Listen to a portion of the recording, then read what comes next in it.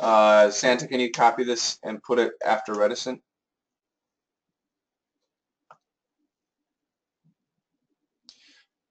Pride. Jack, what does pride mean to you? What's a good definition of pride, especially as a military guy?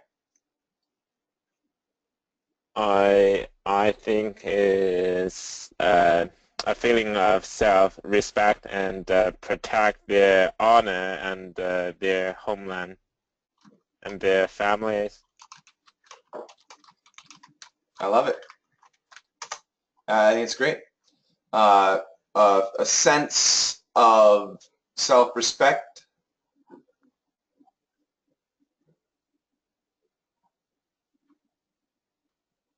And then I typed it out there, of honor, homeland, and family. Yeah, great. Very good. I like the definition. So what about honor? That's a tough one to define. Who can define honor? You want me to try, or does anybody want to try? Maybe I don't really, I'm not really sure if I can say it, but honor, you can look at it from 2 points of view, from your own point as a person and your relation to other people. Yes. Okay. So for yourself, so you are honor when you don't break maybe no rules, your rules, and also all the rules which are for people, general for people, maybe not very artificial, but which are natural for people, how to behave in different situations. Yeah, not to betray yourself. Okay, I like that. Yeah. Yourself, and so you can look at yourself in the mirror in any situation. Good. How you behave, and honor to other people. So it's almost the same. You respect these people for things, what they did, for example, how they behave, and something similar. I don't know. No, I think your first definition is probably best. So I put that in the chat room. Santa, if you can copy that. So just starting with not breaking rules, promises, not betraying your promises, able to look at yourself in the mirror with satisfaction, going to bed without demons. I kind of added that. Yeah, I like that, especially at the end there. Especially looking at yourself in the mirror, being able to look at yourself in the mirror with satisfaction. And of course, being honest to yourself. Yeah, those are good definitions of honor. Yeah, I think that's a great definition, especially at the end there again, looking at yourself in the mirror. Santa, could you put that in italics? Look at yourself in the mirror with satisfaction. That's the key. Then we have the word worry. Worry. So once again, these definitions are specifically for a person in the military, a man in the military, especially the stars of our book, Charlie and Franz. And the question is, Santa, take me back to the original question.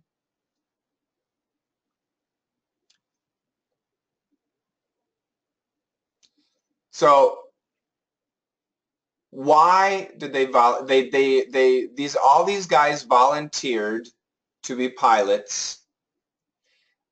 To themselves they would say, why did I do this? This is crazy. but to their fellow soldiers, they never discussed it. Why? And the answers are, some of the answers are to man up. They're reticent, pride, honor. And the next one is worry. Who can give a definition of worry according to these men? Anybody? Valerie, go ahead. I think if they show that they are worried or anxious, other people couldn't rely on them, and so they have to be very strong as a team, and especially the leaders who are in charge of men. If they show to other people that they are anxious, it cannot work. I think it will break the spirit of war and the spirit of being together. Brilliant answer. That's exactly right. I put it in the chat room. If they showed worry, they weren't reliable. Men would be killed. That's exactly right. Exactly right. Perfect definition. And then finally, weak. What does weak mean in this situation?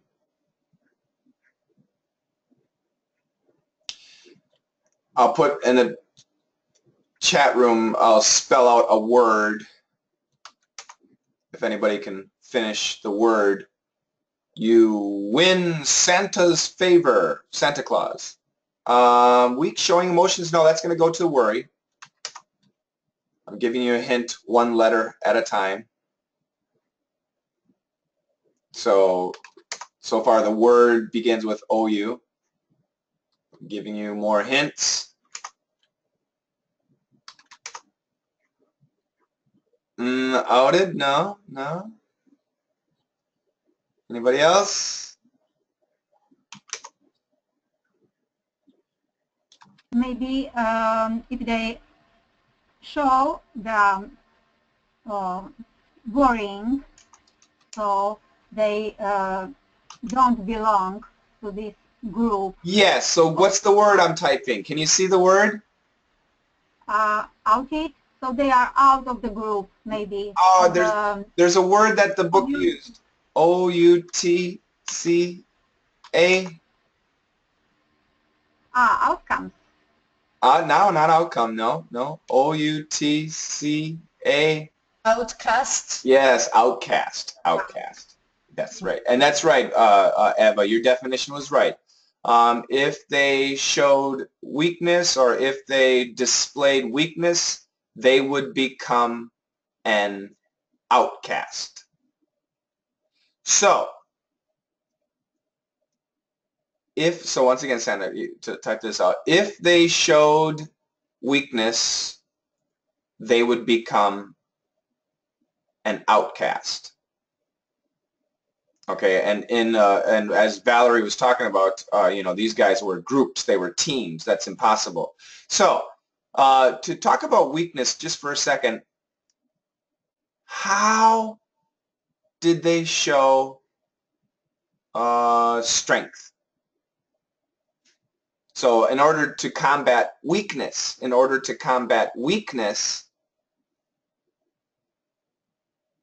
I mean, these guys are all crazy. They're all tough. They're all soldiers. They all go up. They all do the same thing. So everybody's just as strong as the other. But they did something. The Germans did something. The Americans did something. What did they do to show their strength or their lack of weakness? Drinking? No. Killing the enemy? No. Now, okay, so Santa, can you write that down? Killing the enemy, and I'll talk about that in a second. Okay, so... maybe, may I? Yeah. So I think they painted their jackets. Yes, bingo, that's exactly right. So the Americans painted their jackets. What did the Germans do? And not only their jackets, but in particular the jackets. I don't know. What did Germans do? Anybody? Light jackets, leather jackets. No, the Germans.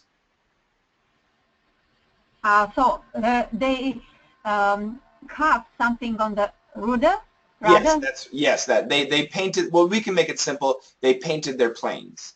Yes. Yeah, and obviously they didn't paint them in colors. They painted the number of kills and things like that. Very good, very good. Yes, that's exactly what they did to show they were not weak. They painted their jackets. The Germans painted their planes. They showed their power, their strength that way. Not all of them. Obviously, Franz was not too keen on painting his plane, especially painting the plane. The Germans, when they painted planes, and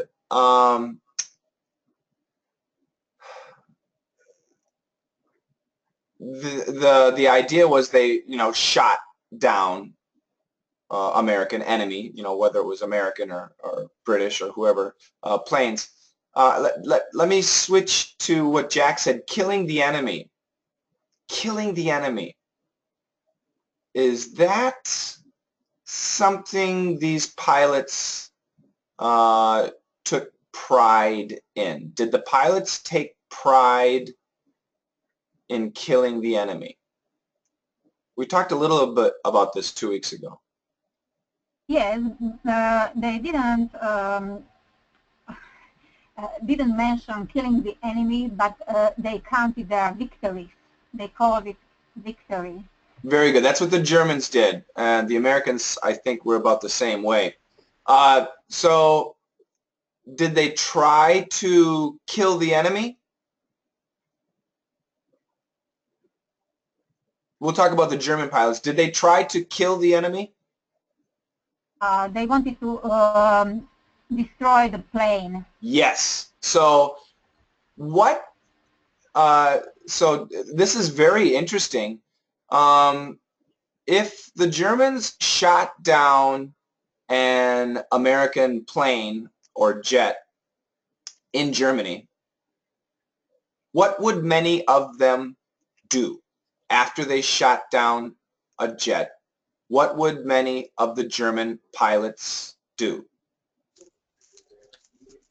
I think they will go and check on the survivors and try to save them from the population of Germany, if Yes. I understood right. That's exactly right. right. I think they want to protect the men. They want to make them out of power of destroying, but they just want to protect the men. Yeah, they are just like them. Yep, I think. exactly right. So Valerie's answer again, they would check on the condition of the soldiers, and they would try to rescue them from the German population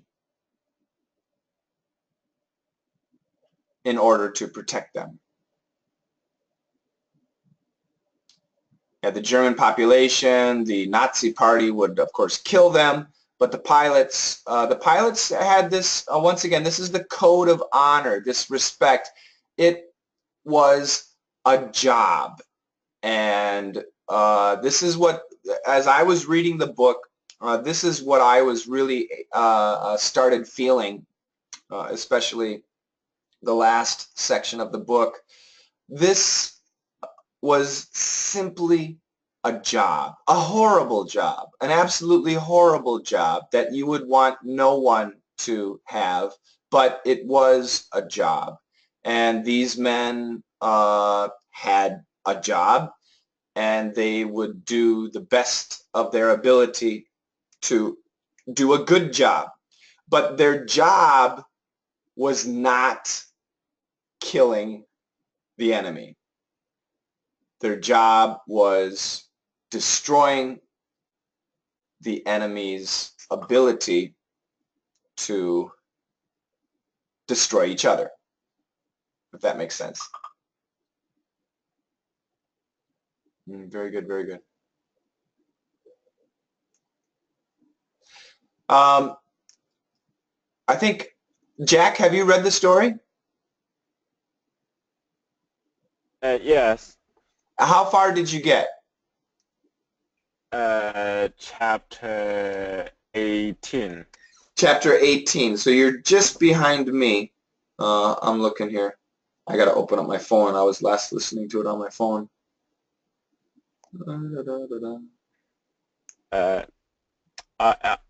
I said this because in the chapter, let me see.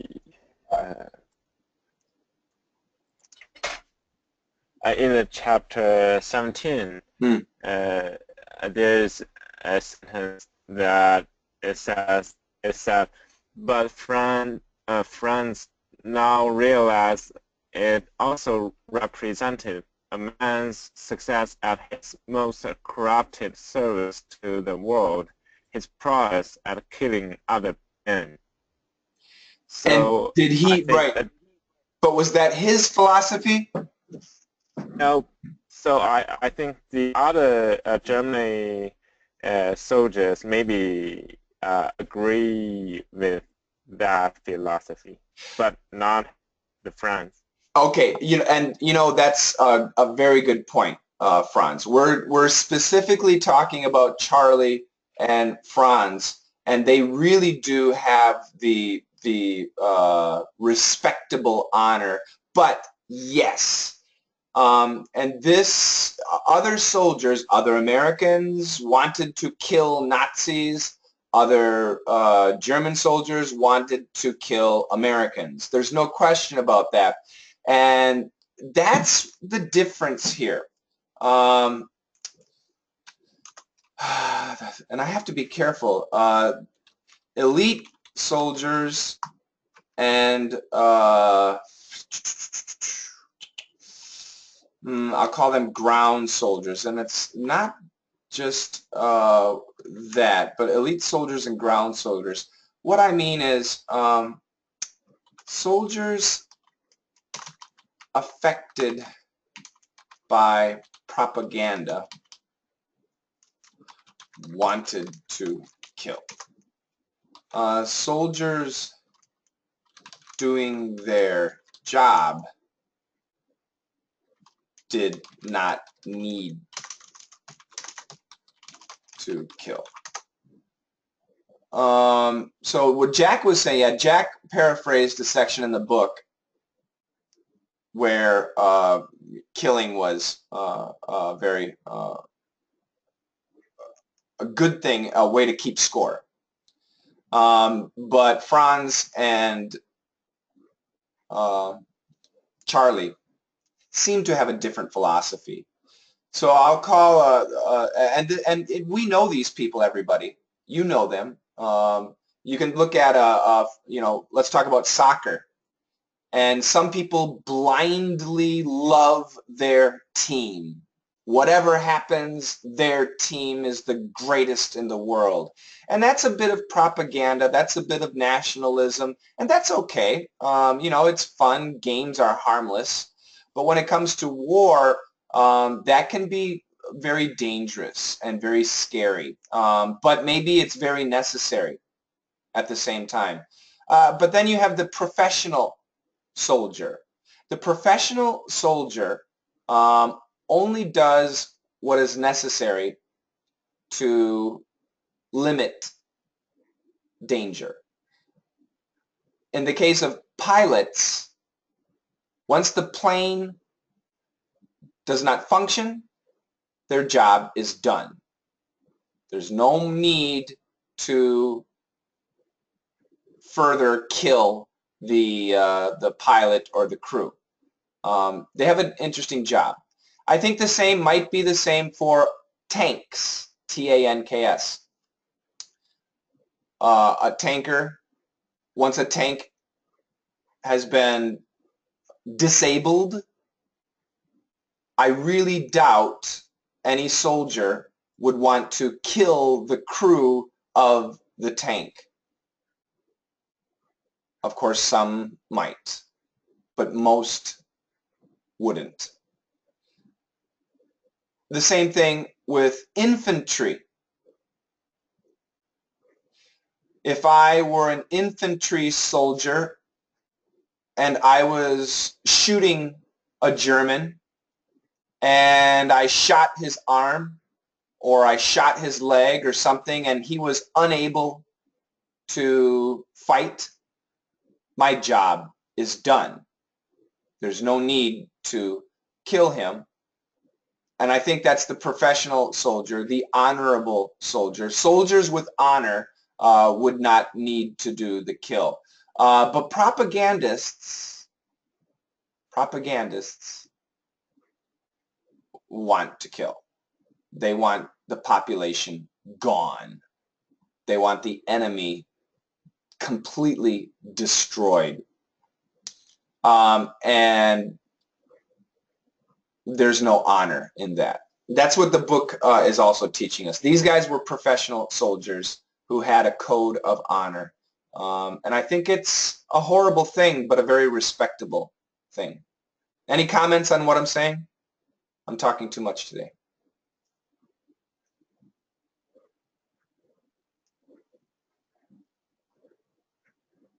Yes, hi. I think you are right. There is no honor to follow the orders to kill somebody when he is disabled to continue fighting. Yes, I agree, Hussam. Hussam, where are you from? Yeah, I am from Syria. From Syria. Oh dear. So you absolutely know what war is like right now. Yeah, of course. It has been 6 years of war. Oh my God. I hope your family and relatives are all okay. Yeah, thank God they are so far so good. I am now outside Syria, but my family is still there. I hope everything is going well, and I hope quiet and peace and happiness and prosperity comes back to Syria very soon. Thank you, I appreciate it. Yeah, that's exactly right. What Hussam says, it's a shame, and what Santa says, there's no honor in killing somebody. It's a shame about the crimes these days, killing to kill. It is. It's ridiculous, and that's why these people then and now will never. They can become powerful. Those people can become powerful, but they will never be respected. So I'm sorry to talk about something different. Recently, Fidel Castro died. Fidel Castro personally killed thousands of people. I don't know if he personally killed thousands, but he personally killed dozens, if not hundreds of people. Personally.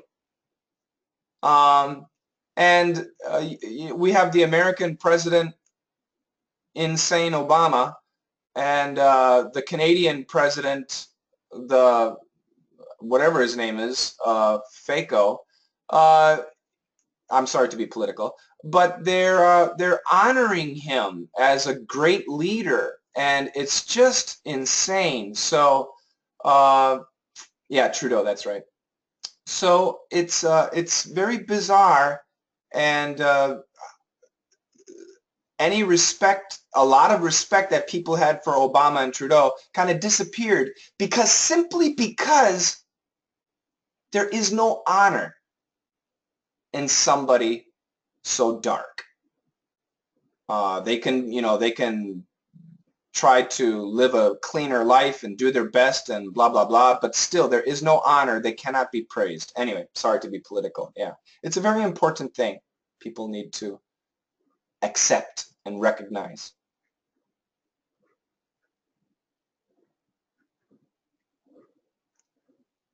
Yeah, they lost a lot of respect. Yes, it's very true. I mean, people were shocked. What? What did they say? Anyway. Questions? Comments? Valerie, hold up, Jack. Valerie, what chapter did you get up to? You didn't finish, did you? Not already. I have finished until the sanatorium. I don't remember the chapter 20, perhaps. I think. Uh, I have one. Yep. Yeah, I have one question. Why do they call their planes girl? They always say she. yeah, Why? Do you know? absolutely. So I'll type this out. Men in the U.S., I don't know about other countries, but men in the U.S. call their cars and their boats and their planes she, and their guitars. Yeah, it's true. They also say, it's my baby. It's my baby. My car, my guitar, my boat, my motorcycle. And the idea, if it is your baby, or if, and that means girlfriend, not, not obviously girlfriend, but baby, not as in baby, like, not baby, but as in she, like, hey, baby, how you doing? If it is your baby, you must take care of her. She is your better half.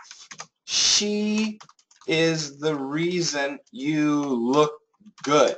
She is, and these are all, you can copy these, Santa. She is the reason you work hard. So men take pride. So if a guy has a nice car, he keeps it clean, and it's really fast, he will call her she. Santa, I typed a bunch there. You can just copy that stuff. You can copy what I typed.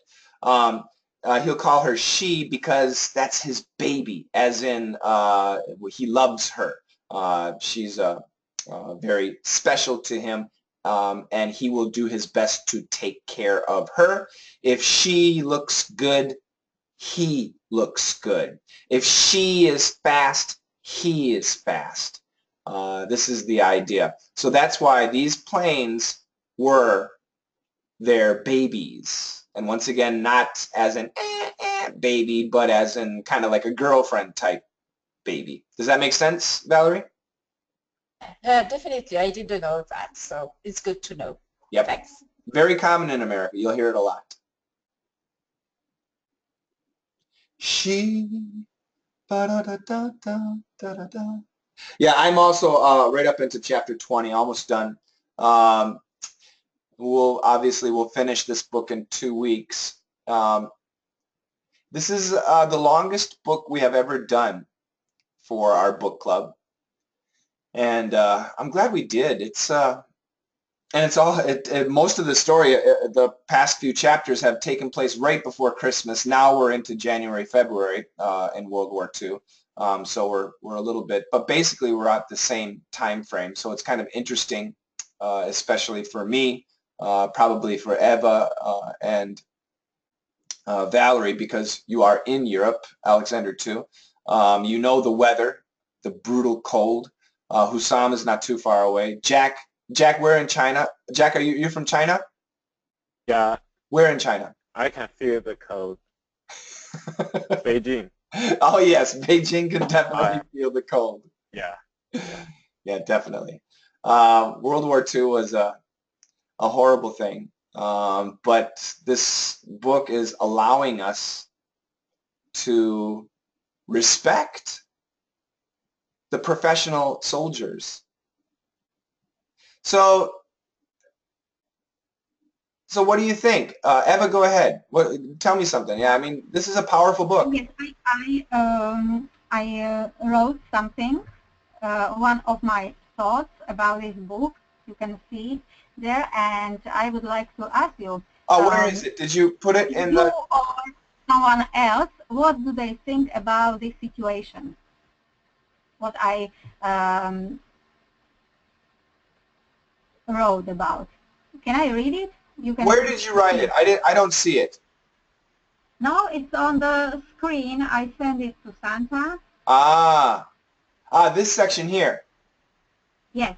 Yes. Please read it. Please read it. Yes. Okay. Santa, can you move it? Because it's not all.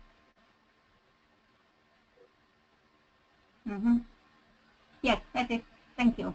Oh, now I can see that there are some mistakes. Oh, that's okay. Okay. After reading about the exciting and exhausting flight of Charlie, his crew, and Franz over the North Sea, we could follow their feelings and behavior. About Franz, we know that he didn't confess anybody about his escort of an enemy plane. He kept it a secret and was happy nobody knew about it, because his act of humanity was a real treason from the German point of view. With Charlie, it was different and more difficult. First, after emergency landing, people on the airfield and in the tower thought they were real heroes. They came back with as damaged plane as it was. However, after Charlie explained how it really went, they refused to call them heroes because of a German pilot who showed his human face. In spite of all the troubles, damaged planes, injuries, even a death of a member of his crew, everything was swept under the carpet. Yes. They talked about why it was swept under the carpet. These men... But what other people think about it is my question to all our community. Great. So everybody, after reading and listening to Eva, what are your feelings about such a, I mean, it's such a very interesting and different, I mean, it causes you to think a lot. What are your feelings or opinions about this section here? Valerie, go ahead. Yeah, I think at first when I read this part of the book, I was very sad for the crew, and I thought it was unfair not to give them awards or medals. But after thinking about it, I think they did right. Just as they cannot make the fighters expect to have a German fighters escort trying to save them. It's just something so extraordinary that it will not happen again. So it's just to give, not to give an incentive to follow a German and hoping that they will help. I think it's something very rare, and it was just perhaps not to give the other soldiers a false hope about that. Good expression. Go back down to Valerie there. I thought it wasn't fair that they didn't get medals. But after a while, I realized it made sense. The intent, okay, realized it made sense. And the next sentence, the intent was to not give a sense of hope, to not give them false hope. Next sentence, or yeah, to not give them false hope. Yeah, absolutely, I agree. I think, Jack, did you read about that section? Oh, which section? When Charlie and Franz met in the air as Charlie was leaving Germany. Did you read that section? Yeah. I think that's a critical point that the Franz changed his idea that I think in the past time his price at his product, his price killing the enemies, but after that he rethink his how to say that? Sorry.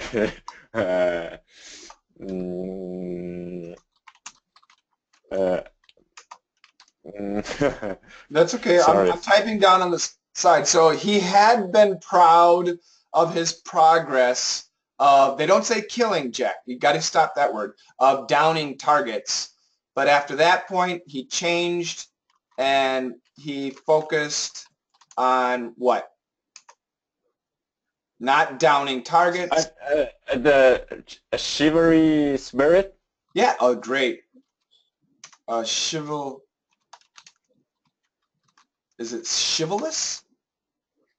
Is that the right adjective? No, the chivalry, Chivalry. Chilver. No, but I'm using it as an adjective. Oh, What's the adjective, Santa? Chivalrous? sorry, I don't know. Chivalrous. Thank you. Chivalrous. Sorry, I just left out an R. Thank you. He focused on chivalrous spirit. And surviving with his fellow pilots.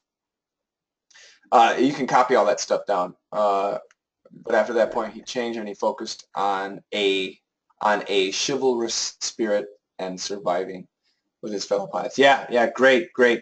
So what, Jax? So did you read the section where Charlie and his crew were not given awards, were not given medals? Did you read that section too? Yes. What did you think?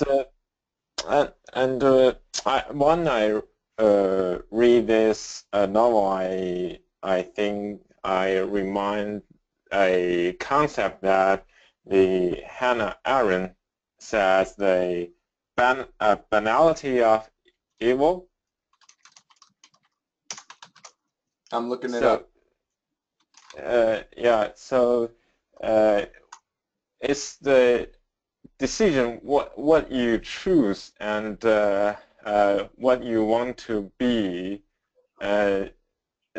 Even you don't like the killing people, but in the novel, in this novel, in the chapter 17, the writer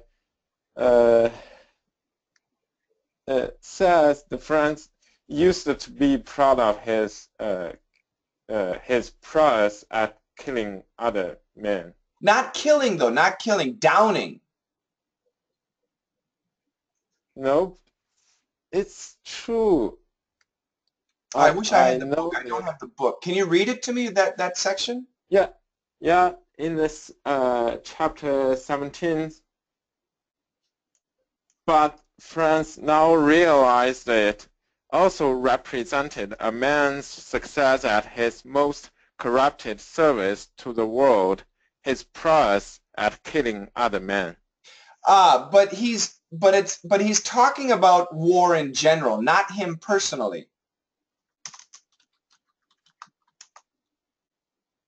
Oh.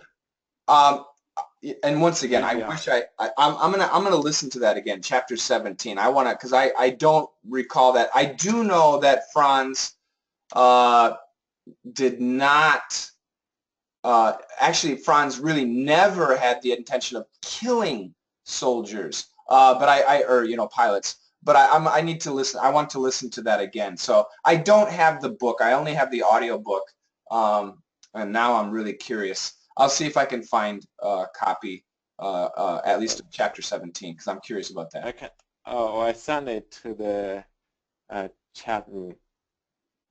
There you go. Yeah. So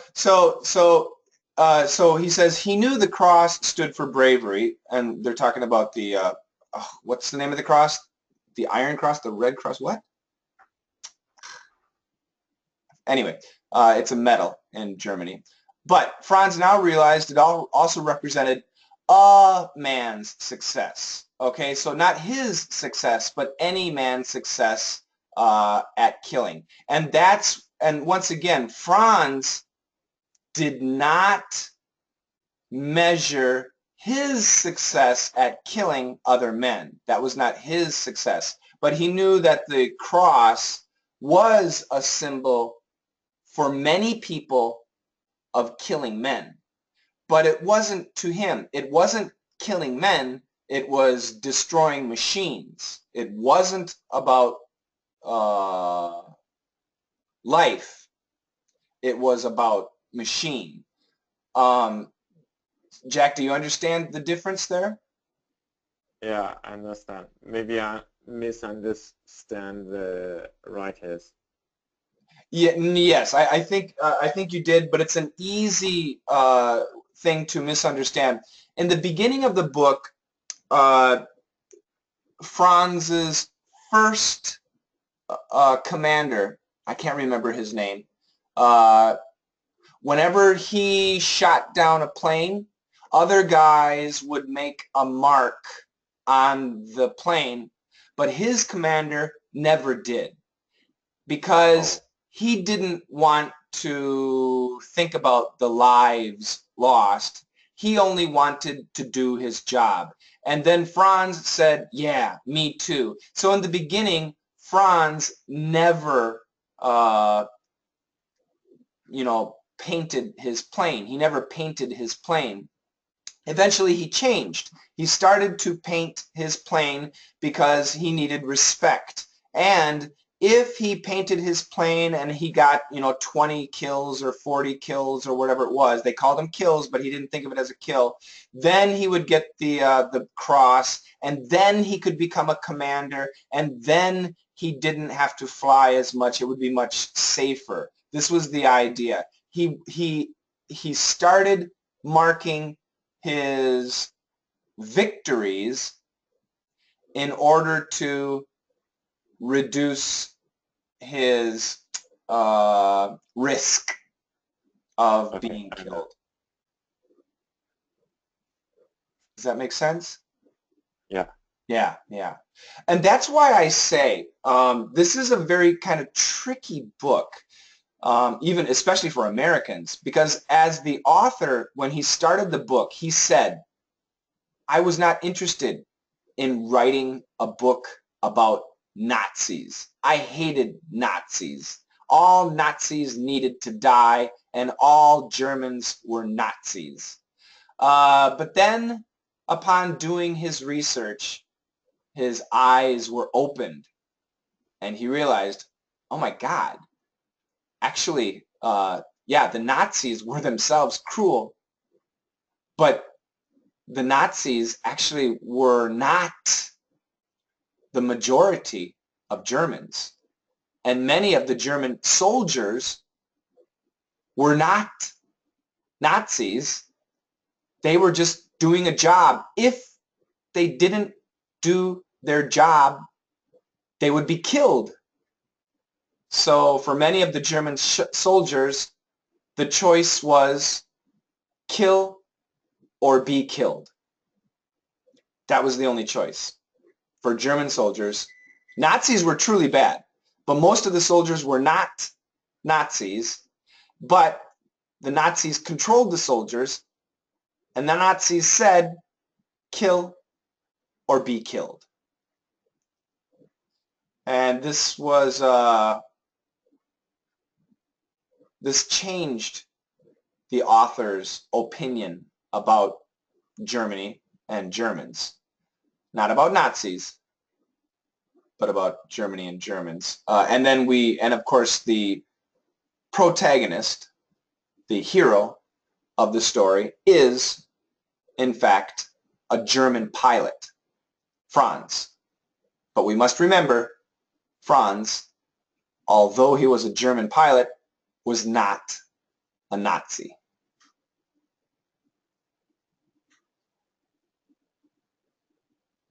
It's a deep book. It provides many, many, many things to think about, and I hope that you're enjoying it, even in its Hollywood sense of simply the relationships and the war. If you like the war, listening to the war. If you like the relationships, imagining the relationships. I hope that parts of the book make you emotional, because there are several sections of the book where you should feel great joy or great fear or great sadness. Hopefully when you listen to the book, sometimes you're smiling, sometimes your heart is pounding, sometimes you might get a tear in your eyes. I hope the book is having that effect on you. We'll finish this book in 2 weeks. So for me, I have about, I think I have 3.5 hours to go. And I'm savoring the book. I'm really enjoying it. I don't know if I'll buy a print version, but I hope that you are enjoying it as much as I. It sounds like Eva, Jack, and Valerie are also enjoying it a lot.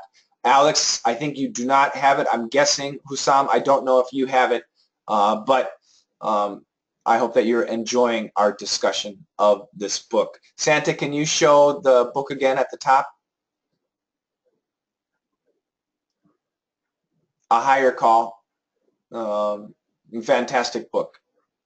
Great book. Questions, comments? I'm going to finish up today. Next 2 weeks later, we will have another hangout. It will be the final, until further notice, the final hangout. At this point, I will continue the book club via my podcasts. So I still hope that you participate. You can send me your comments and questions, and I will address those in the podcasts. That'll be starting next year. Questions and comments about anything? Go ahead, Lita. Today I read a story about those times when Nazi Yeah. and something like that, World War II. That was a Polish writer. Mm. I don't remember his name. He was a writer and he was a teacher in a kindergarten or school, not no particularly. When Nazi comes to Poland, he refuses to escape, run away, because they can't go with him, those children. Right. And he was responsible about that. That was the first time when he refuses to escape. The second time he refuses to escape when he was, and those children were in Nazi camp, like prison. Mm-hmm. There was an escape, and he said, I can't go alone. And the third time he refused to escape. It was only when he goes to that camera where the Nazis put gas and everybody dies. Yeah. That would be at Auschwitz? Maybe. That soldier who was at the entrance, he was German, but not Nazis. He says, are you that guy who wrote that interesting book? And he said, yes, I am. And he said, you can be free, just go. And he said, what about those children? And German said, no, they can't do that. And he said, I'm not like you. I have an honor, something like that. Right. I can't just run away from here. And he carried on his hands 2 little boys and girls in that gas camera, and they didn't know what will be the next, and tells them a beautiful story. That was the end. It Oh was my really God. sad. It's Yeah. a true story? Yes, true story. Oh, jeez. What a tragedy. Yeah. What a tragedy. Yeah. And that was about honor and pride. Yeah. He said. No, it is. Yeah, you can have honor and pride in your job, in your family, in your country, and obviously that guy considered his students, his children, his family. Yeah, it's a really tough thing that creates a hero, and honor is dangerous. Honor is either going to create a hero or a fool. And that's the sad truth. Either you become a hero or a fool. I don't think there's really a middle ground. Tough. Thanks for sharing that.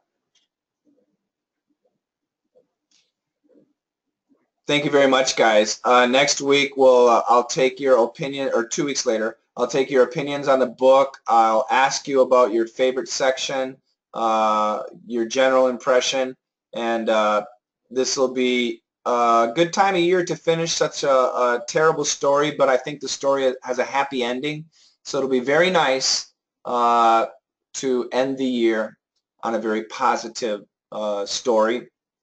And we'll also discuss what our future books may be. So thank you so much for joining me today, and I look forward to hearing your voices in 2 weeks. Thanks, everybody.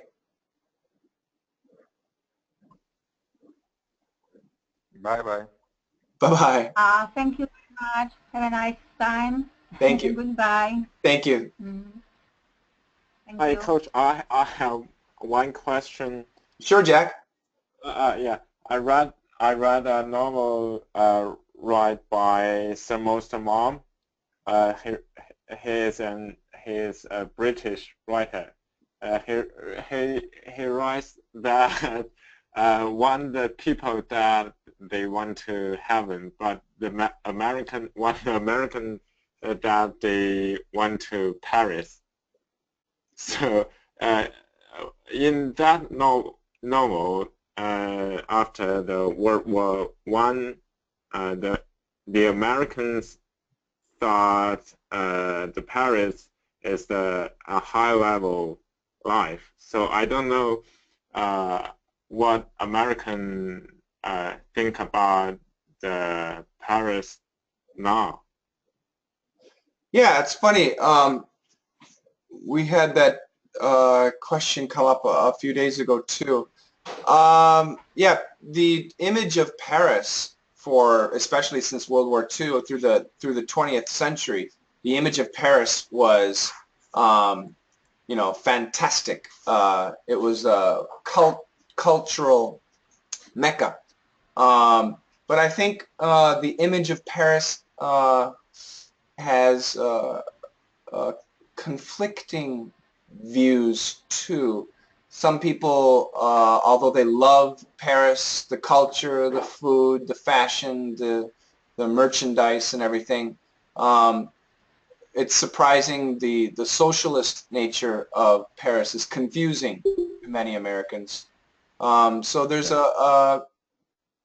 we have the image of the fantastic city, but then we have confusion at the social aspect, the political aspect, and of course now things have changed even more too. But yeah, Jack, I think each individual person will have a different opinion. Overall, I would guess Americans still have the image of a wonderful, fantastic city highlighted by the Eiffel Tower, but very few Americans ever get the chance to go. So yeah, I think it's a changing image, Jack. Okay, thank you. You bet.